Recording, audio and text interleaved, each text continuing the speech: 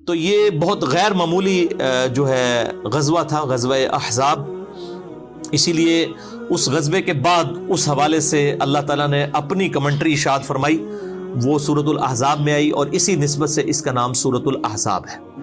غزوہ بدر کے حوالے سے آپ نے سورۃ الانفال پڑھ کے دیکھ لیں، اور اسی طریقے سے غزوہ تبوک کے حوالے سے سورہ التوبہ پڑھ کے دیکھ لیں، اور یہ غزوہ خندق، غزوہ احزاب کے حوالے سے مسلسل 2 رکوع جو ہیں وہ اسی کے اوپر ہیں، آیت نمبر 19 سے لے کر 27 تک. تو اس کا پس منظر بھی آپ سمجھ لیں کہ غزوہ احد میں مسلمانوں کی جو 3 ہجری کے اندر واضح جو فتح تھی وہ شکست میں بدل گئی، صرف چند لوگوں کے ڈسپلن لوز کرنے کی وجہ سے، اور اس کی وجہ سے تھوڑا سا کافروں کو حوصلہ پیدا ہو گیا. لیکن نبی صلی اللہ علیہ وآلہ وسلم نے فوراً ہی اس کو اوور کم کر لیا، اور غزوہ احد سے جب واپس جا رہے تھے ابو سفیان اور اس کی پارٹی کے لوگ، اس وقت تک وہ مسلمان نہیں ہوئے تھے، تو آپ صلی اللہ علیہ وآلہ وسلم نے اصحاب رسول کو پیچھا کرنے کے لیے بھی بھیجا تاکہ ان کے اوپر ڈیٹرنس قائم رہے.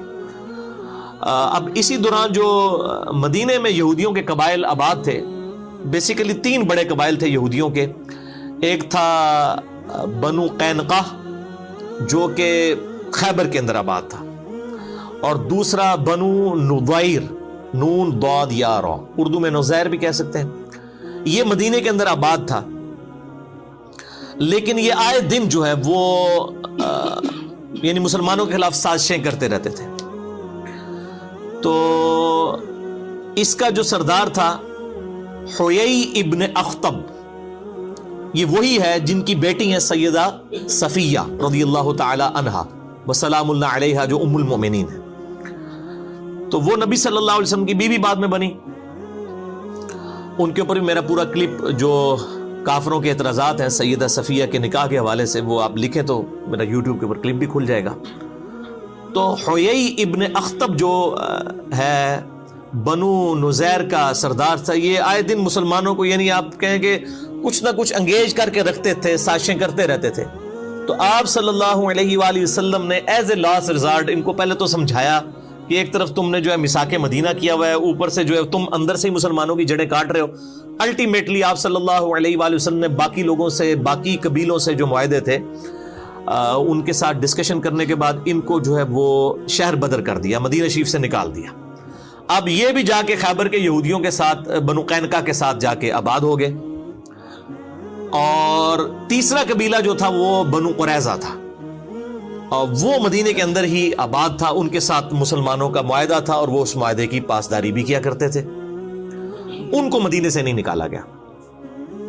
بنو نزیر کو نکال دیا گیا. بنو قینقاع جو ہے وہ پہلی خیبر میں آباد تھے. ان کی تو شامت پھر آئی نا 7 ہجری کے اندر غزوہ خیبر میں، اور ان کا بھی سارا اللہ تعالیٰ نے مسلمانوں کو فتح بھی دے دی ان کے اوپر. بہرحال یہ جب باہر چلے گئے، انہوں نے باہر سے سازشیں کرنا شروع کر دی.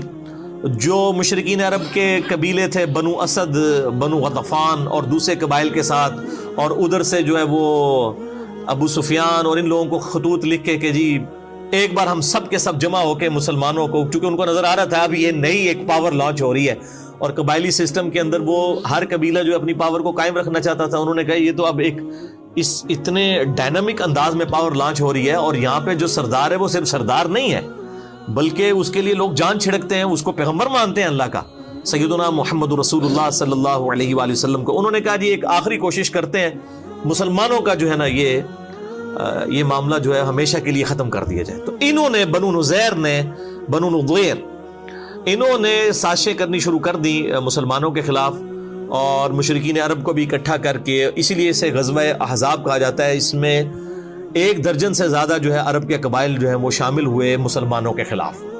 یا معشر قریش، لئن اختلفنا في الدين فإننا نجتمع على عدو واحد محمد واصحابه.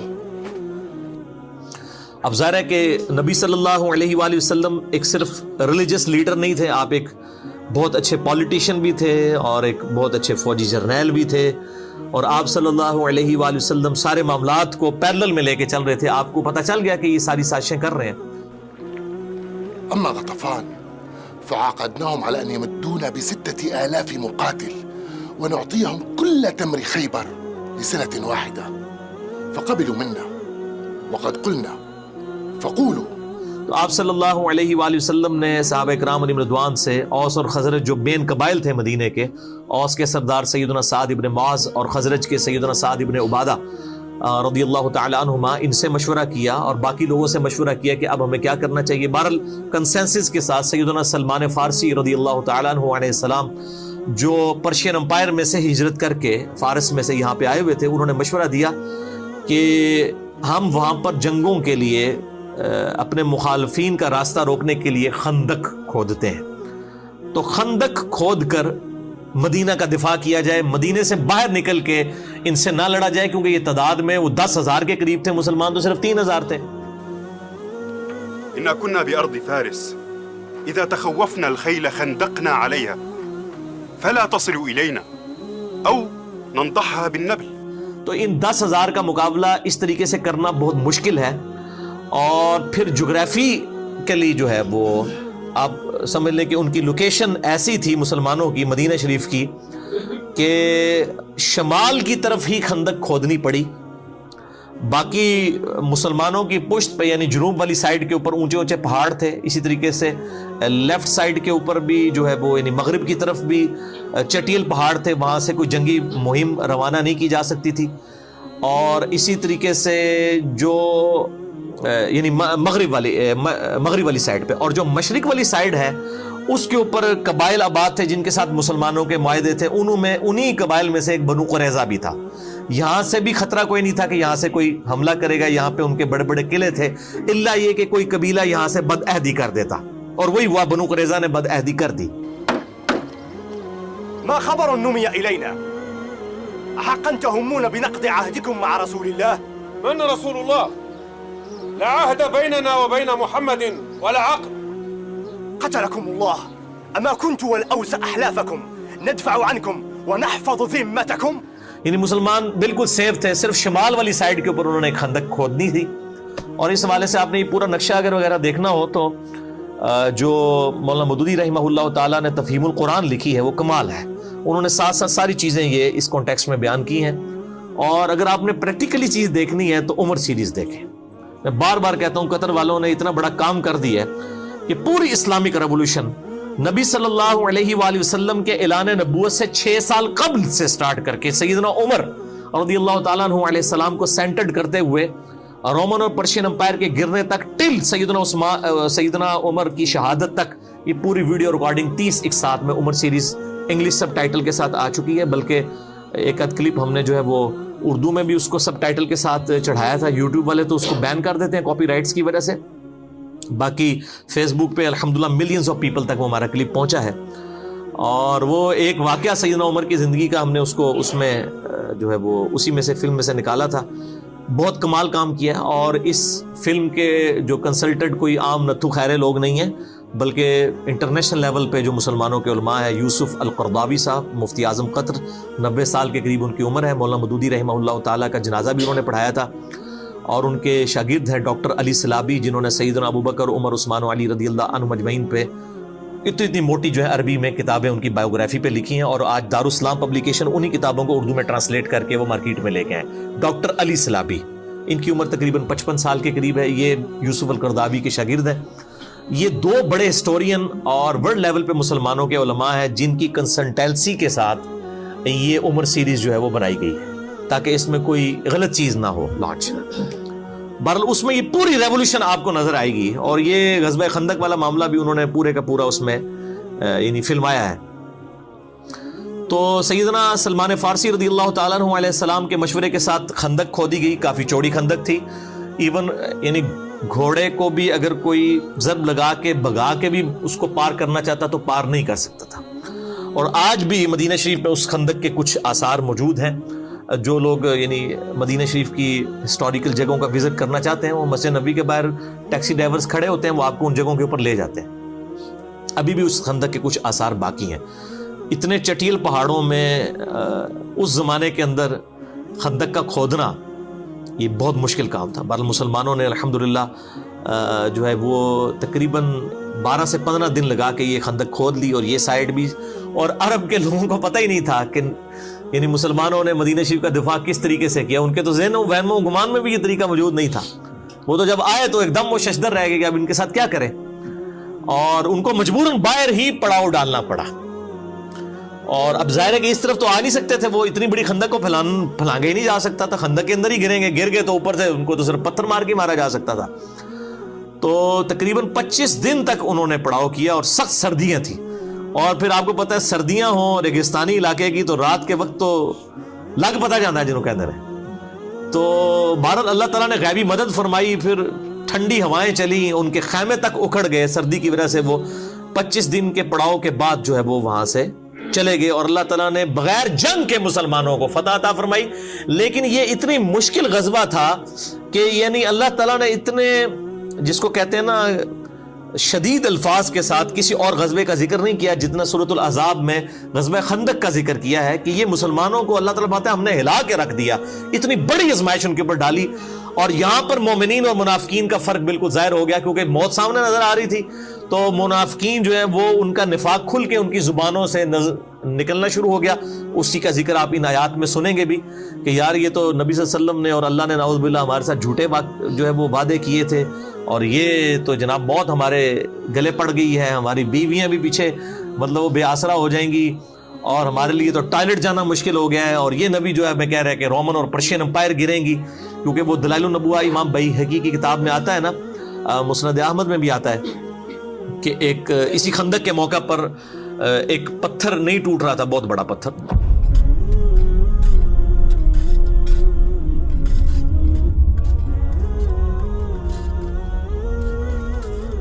غلظت علي هذه الصخرة فلا يبلغ منها هذا المعول. قد سمعك رسول الله يا سلمان. تو نبی صلی اللہ علیہ وسلم کو آ کے شکایت کی گئی، تو آپ صلی اللہ علیہ وسلم نے اس پہ 3 دفعہ کدال مارا اور وہ ریزہ ریزہ ہو گیا. پہلی دفعہ جب کدال مارا تو آپ صلی اللہ علیہ وآلہ وسلم کے لیے ایک روشنی ظاہر ہوئی، صحابہ نے نہیں وہ دیکھی، یعنی آپ صلی اللہ علیہ وسلم کو ظاہر ہوئی. پھر دوسری دفعہ، تیسری دفعہ، پھر آپ صلی اللہ علیہ وآلہ وسلم نے فرمایا کہ 3 دفعہ روشنی میرے لیے ظاہر ہوئی، ہر دفعہ جو میں نے کدال مارا پہلی دفعہ اللہ تعالیٰ نے مجھے رومن امپائر عطا فرما دی.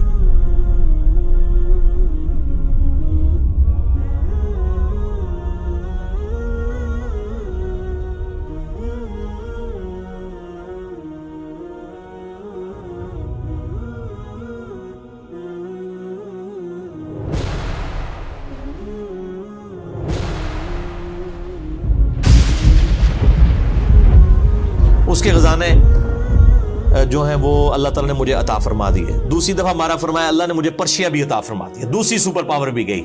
اور تیسری دفعہ فرمایا اللہ نے مجھے یمن بھی عطا فرما دیا. اور منافقین جو تھے اوپر سے کلمہ گو مذاق اڑا رہے تھے کہ ہم تو ٹائلٹ جانے سے مجبور ہوئے ہیں، اور یہ پیغمبر ان کو کہہ رہا ہے کہ رومن اور پرشین امپائر گرے گی. یہاں تو یہ ان عرب کے قبائل کا مقابلہ نہیں کر پا رہے، تو یہ رومن اور پرشین امپائر کیسے یعنی گرائیں گے؟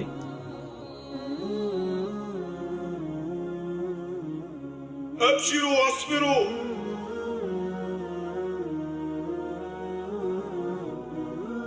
فوالله ما يبلغ القوم منا شيئا فإن رسول الله قد ضرب صخرة مستغلظة 3 ضربات لمعت معها 3 برقات وكان يبتسم في كل مرة.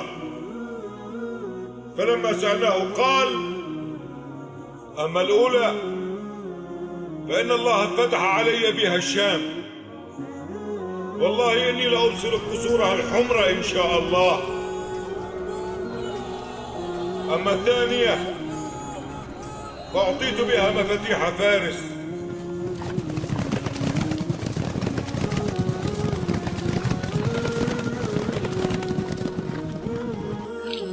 أخيرا الحيرة.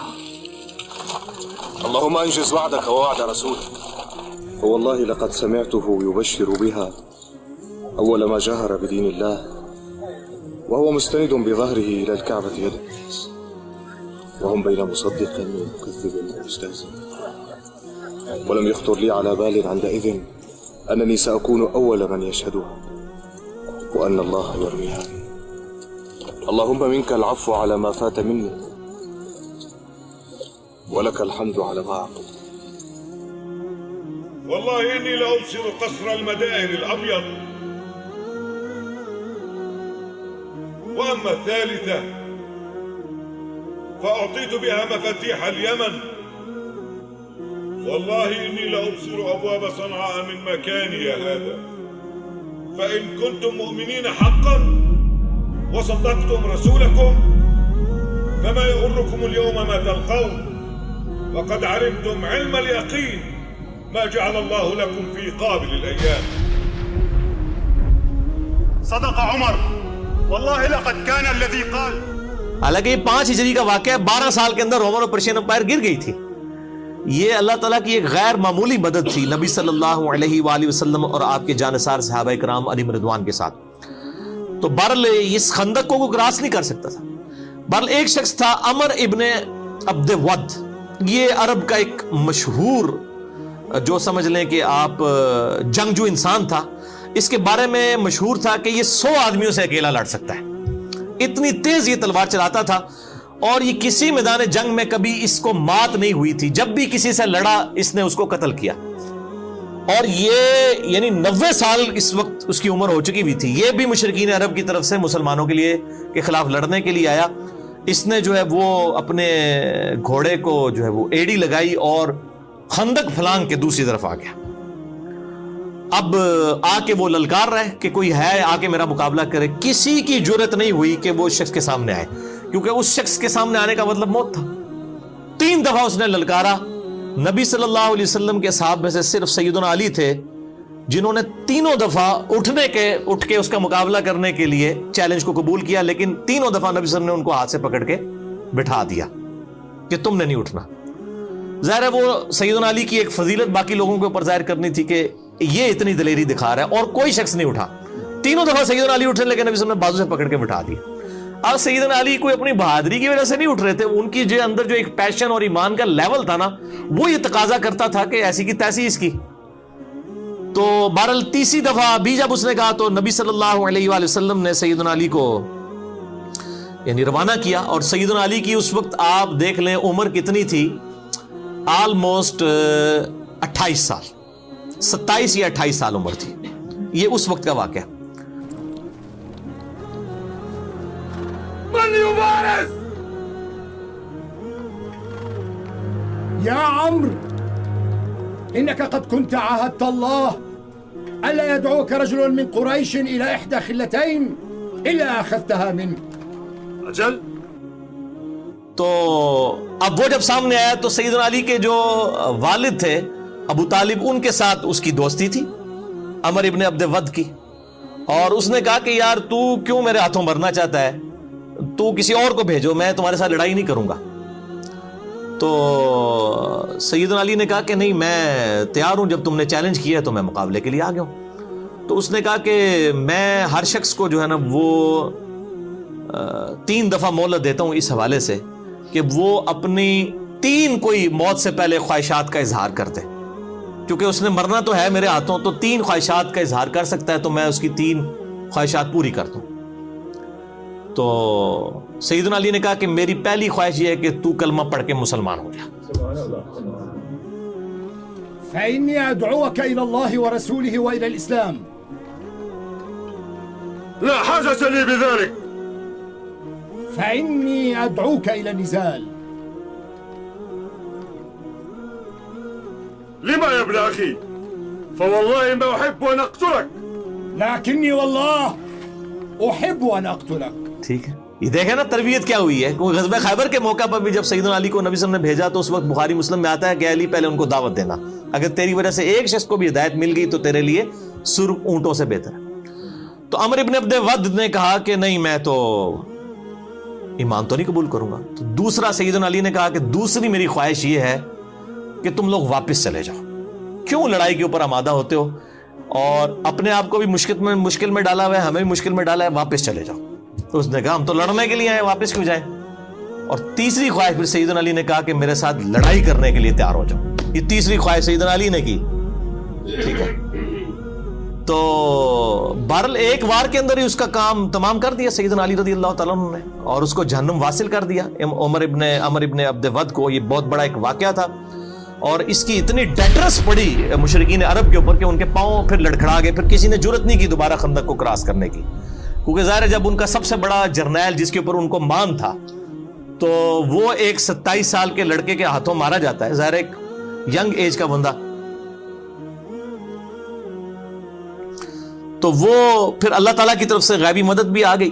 یعنی موسم کی سردی، پھر خیموں کی وجہ سے اکھڑنا، خیموں کا اکھڑنا، ہواؤں کے چلنے کی وجہ سے یہ سارے کے سارے معاملات ہوئے. اسی دوران اللہ تعالیٰ نے غیبی مدد مسلمانوں کے ساتھ اس حوالے سے کی کہ بنی جو غطفان تھا اس میں سے ایک شخص تھا نعیم بن مسعود رضی اللہ تعالیٰ عنہ علیہ السلام، انہوں نے اسلام قبول کر لیا.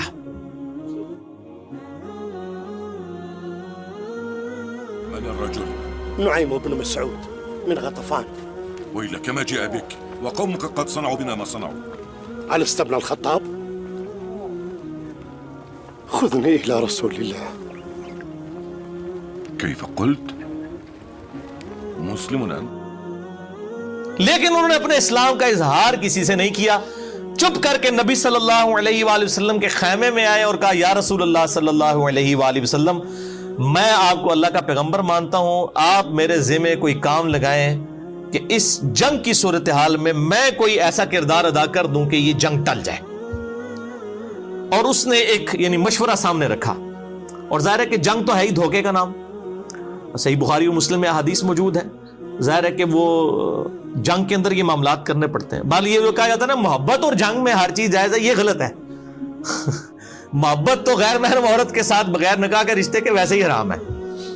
تو محبت تو صرف بیوی کے ساتھ کی جا سکتی ہے، بچوں کے ساتھ، ماں باپ کے ساتھ جو رشتے ہیں. تو جنگ کے اندر البتہ جنگ دھوکے کا نام ہے، اس پہ دھوکہ دیا جا سکتا ہے، لیکن دھوکے میں بھی یعنی کوئی عہد کی خلاف ورزی نہیں کی جا سکتی. وہ مسئلہ نمبر 87 میرا ریکارڈڈ ہے اسلامی ڈیموکریسی کے اوپر اور اسلامی حکومت کو چلانے کے جو 3 بنیادی اصول ہیں اس حوالے سے. تو اب نعیم ابن مسعود رضی اللہ تعالیٰ عنہ نے بال کنسنسس کے ساتھ، ان کا ایک مشورہ تھا، آپ صلی اللہ علیہ وآلہ وسلم نے پسند فرمایا، اور یہ سب کچھ عمر سیریز میں انہوں نے فلمایا ہے اور آپ کو اس زمانے میں پہنچا دیا جی انہوں نے. اور غزوہ خندق میں وہ کس طریقے سے معاملات. بنو قریظہ جو تھے ان کو جو ہے وہ مشرکین عرب نے اور یہودیوں نے مل کے کہا کہ بھئی ہم نے جنگ تو جیتی جانی ہے، تو تم لوگ جو ہے نا ہمارا ساتھ دو اور نبی صلی اللہ علیہ وسلم کے ساتھ بد عہدی کرو، اس طرح سے ہمیں انٹر ہونے دو تاکہ جو ہے وہ ہم ان کو ختم کریں، اس کے بعد مدینے کے حاکم تم بن جاؤ گے. انہوں نے جو ہے وہ بد عہدی کر دی مسلمانوں کے ساتھ، اور ظاہر ہے یہ سیدھی سیدھی مسلمانوں کی موت تھی ان کا بد عہدی کرنا، کیونکہ پھر تو وہاں سے کافر جب انٹر ہو جاتے تو مسلمان اس کے لیے تیار ہی نہیں تھے.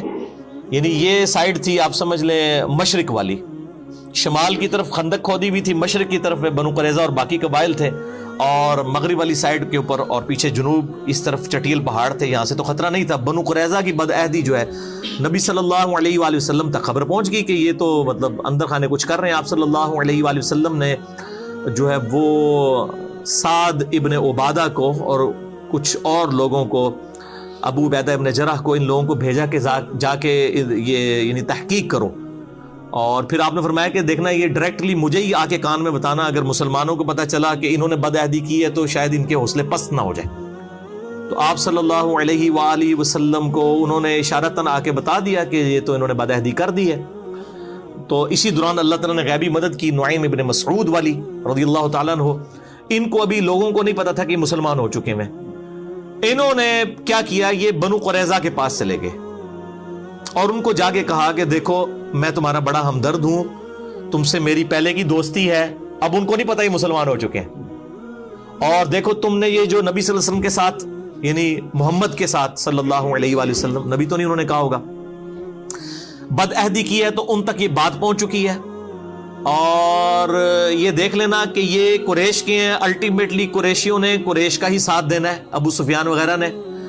جنگ اگر یہ لوگ ختم ہو گئی، جنگ اسٹیبلش نہ ہوئی، یہ واپس چلے گئے، تو پیچھے مسلمانوں نے تمہارا کچومر نکال دینا ہے.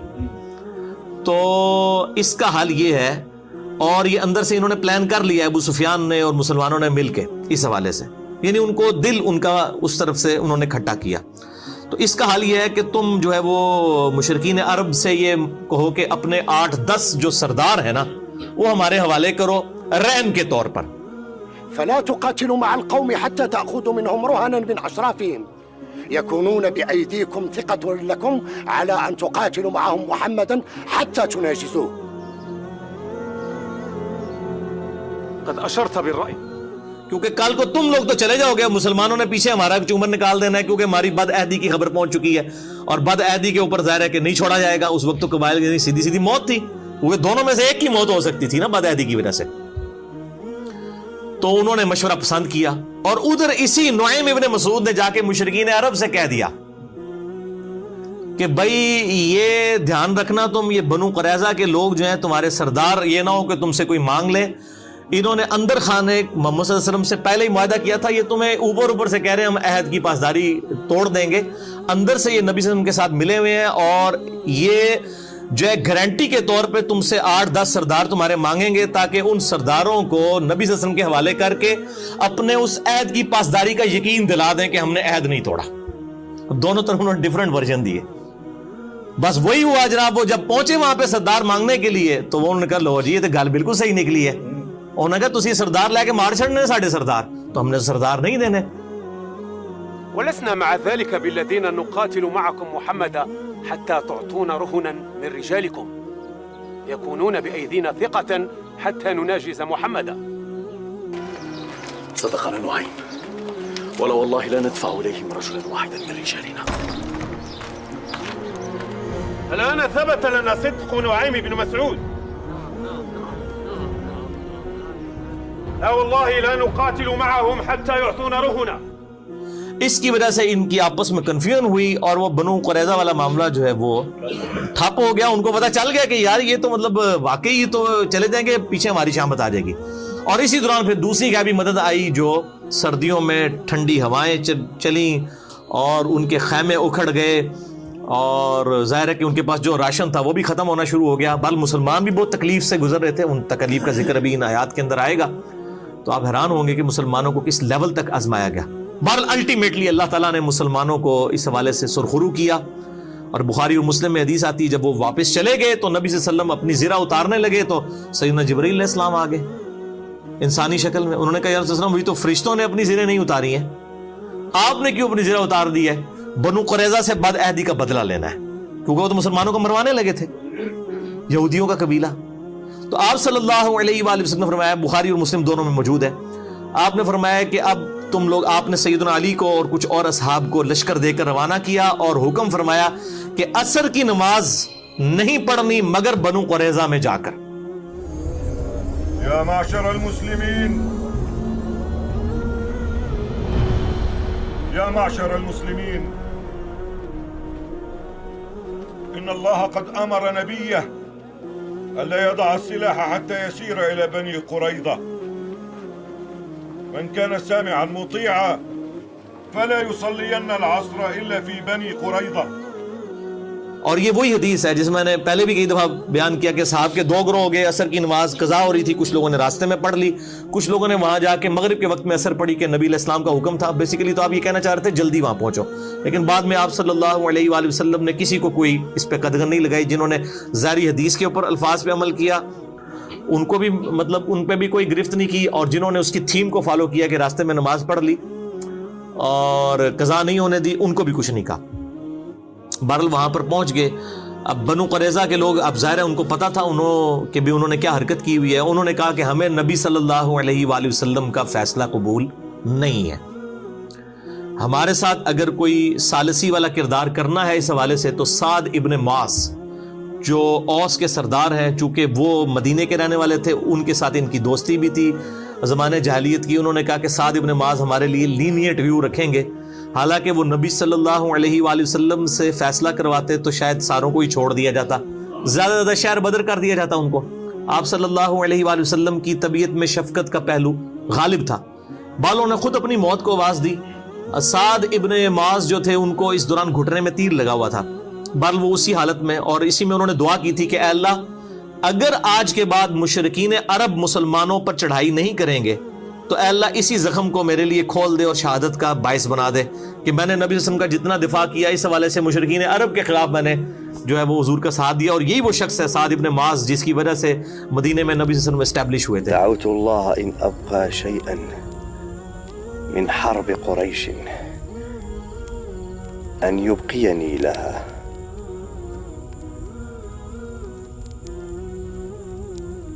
وإن كان الله قد وضعه الحرب بيننا وبينهم أن يجعلها لي شهادة. اور بعد میں ان کا زخم بھی وہ گھٹنے کا کھل گیا اور وہ شہید ہو گئے اسی زخم میں. اسی گھٹنے کی تکلیف میں ہی وہ وہاں پر گئے اور انہوں نے پھر کہا کہ تمہیں میرا فیصلہ قبول ہے تو پھر میرا فیصلہ یہ ہے کہ جو تم میں سے جوان لوگ ہیں اور یعنی مرد ان سب کو قتل کیا جائے گا بد عہدی کی سزا میں, کیونکہ تورات کے اندر بھی بد عہدی کی سزا یہی لکھی ہوئی ہے.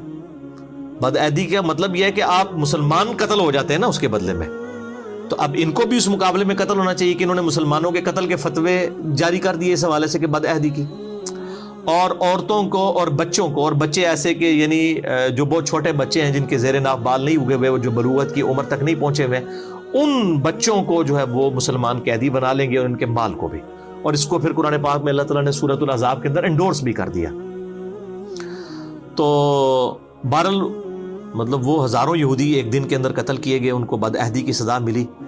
اور اس واقعے کو آؤٹ آف کنٹیکسٹ آج کافر جو ہے وہ مسلمانوں کے خلاف نبی صلی اللہ علیہ وآلہ وسلم کے کریکٹر کے حوالے سے پیش کرتے ہیں کہ جی دیکھیں اتنے یہودیوں کو ایک دن میں قتل کیا گیا, لیکن ایک پوری اس کے پیچھے تھیم ہے. آج بھی جو غدار ہیں ان کی سزا ساری حکومتوں کے اندر قتل ہی ہوتی ہے, اور انہوں نے تو اس بڑے لیول کی غداری کی ہے کہ مطلب مسلمان سارے کے سارے مارے جاتے ہیں. اگر یہاں سے اللہ تعالیٰ بر وقت اپنے نبی صلی اللہ علیہ وآلہ وسلم کو غیبی خبر نہ دیتا, وہی کی تائید نہ حاصل ہوتی, تو ظاہر الٹیمیٹلی یہ سزا ہونی تھی اور ان کی اپنی شریعت کے مطابق سزا دی گئی. تو یہ بد عہدی کی سزا والا جو معاملہ تھا یہ کفار کے ساتھ ہوا تھا, مسلمانوں کے ساتھ نہیں ہوا تھا. مسلمانوں کے ساتھ جب اس طرح کے معاملات ہوتے ہیں تو نہ ان کی عورتوں کو لونڈیاں بنایا جاتا ہے, نہ ان کے مردوں کو غلام بنایا جاتا ہے.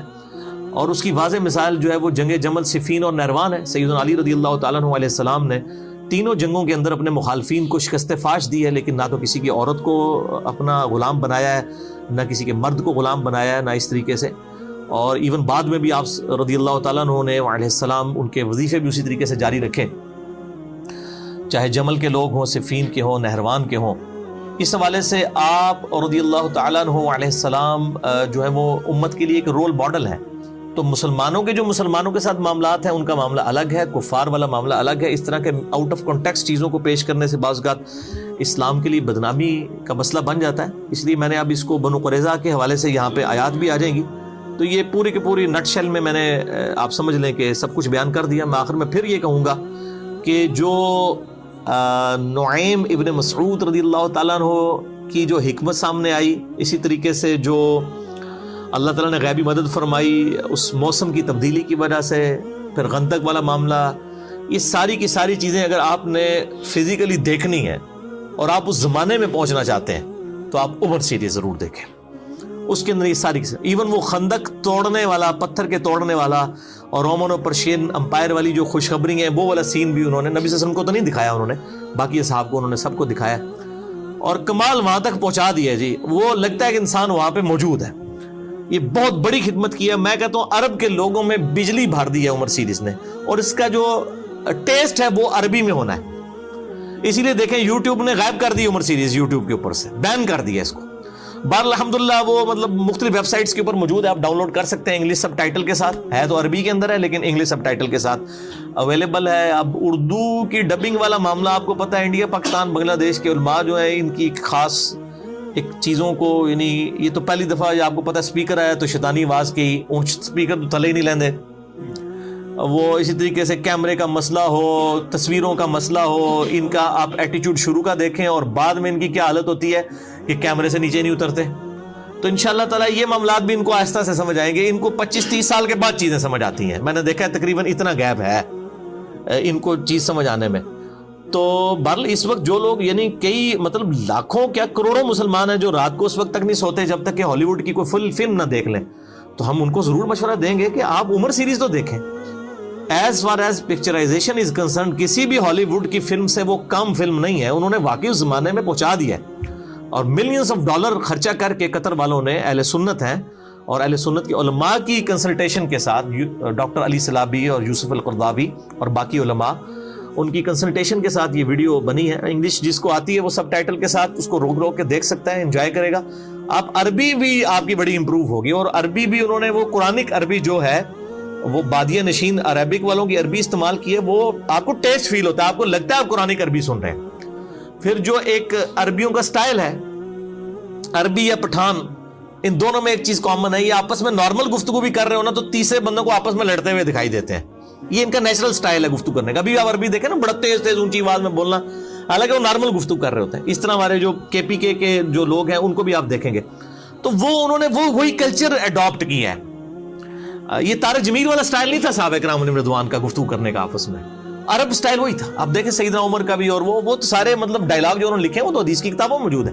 وَيْحَكَ تیرا ستیہ ناس ہو. یہ یعنی ان کی ایک آپ سمجھے تکیہ کلام ہوا کرتا تھا جب بھی کوئی اس طرح کی چیزیں یعنی رپورٹ ہوئی ہیں. جیسا کہ سیدنا عمر کا انہوں نے دکھایا کہ جب وہ شہادت کے زخم میں تھے تو سیدنا مغیرہ ابن شعبہ نے وہاں پہ مشورہ دے دیا کہ آپ اپنے بیٹے عبداللہ بن عمر کو اپنے بعد خلیفہ نامزد کر دیں. اور یہ مغیرہ ابن شعبہ رضی اللہ تعالیٰ عنہ جنہوں نے حضرت معاویہ کو بھی یزید کو ولی عہد بنانے کا مشورہ دیا تھا، تو اور انہی کے غلام نے سیدنا عمر کو بھی شہید کیا تھا. تو انہوں نے اس زخم میں جب یہ بات کی تو پھر سیدنا عمر نے وَيْحَكَ، ٹھیک ہے، تباہ و برباد ہو جا تو، تیری ہلاکت ہو، تو اس طرح کے مشورے مجھے دے رہا ہے. نبی صلی اللہ علیہ وسلم کوئی بادشاہ تو نہیں تھے، وہ تو اللہ کے پیغمبر تھے. أدلك عليه يا أمير المؤمنين، استخلف ولدك عبد الله بن عمر. قاتلك الله، والله ما أردت الله بهذا. لا أرب لنا في أموركم، وما حمدتها فأرغب فيها لأحد من أهل بيتي. تو آپ نے پھر 6 رکنی کمیٹی بنائی جو صحیح بخاری میں آتا ہے، سیدنا علی، عثمان، طلحہ، زبیر، سعد بن ابی وقاص، عبد الرحمن بن عوف رضی اللہ عنہم اجمعین، اور 7واں بندہ عبداللہ بن عمر کو مشورتاً شریک کیا اور کہا کہ اس کو کسی نے خلیفہ نہیں چننا، ان 6 میں سے کسی کو چننا ہے. ولكني جعلتها شورى. في 6 مات رسول الله وهو عنهم راض: عثمان وعلي وطلحة والزبير وعبد الرحمن بن عوف وسعد بن أبي وقاص، فليجتمعوا في بيت أحدهم ويتشاوروا ثم يختاروا منهم رجلا. بہرحال یہ ایک پوری ڈیٹیل، یہ ساری چیزیں جو ہیں وہ عمر سیریز کے اندر انہوں نے فلمائی ہوئی ہیں، جسے شوق ہے تو ضرور دیکھیں. أيما رجل منكم ولي هذا الأمر فليتق الله ولا يحمل قومه على رقاب المسلمين. أوصيه بالمهاجرين الأولين خيرا أن يعرف لهم سابقتهم، وأوصيه بالأنصار خيرا فيقبل من محسنهم ويتجاوز عن مسيئهم، وأوصيه بأهل الأمصار خيرا فإنهم ردء العدو وجبات الفيء.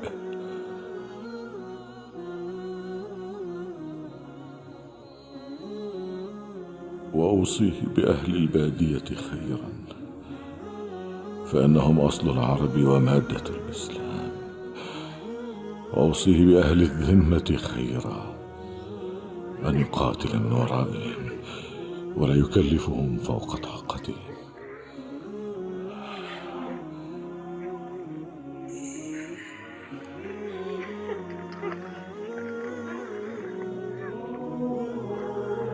وأناشدكم الله إلا ترحمتم على جماعة المسلمين فأجللتم كبيرهم ورحمتم صغيرهم ووقرتم عالمهم، ولا تضربوهم فيذلوا ولا تستأثروا عليهم بالفيء فيغضبوا، ولا تجعلوا المال دولة بين الأغنياء منكم، ولا تغلقوا أبوابكم دون الناس فيأكل قويهم ضعيفهم.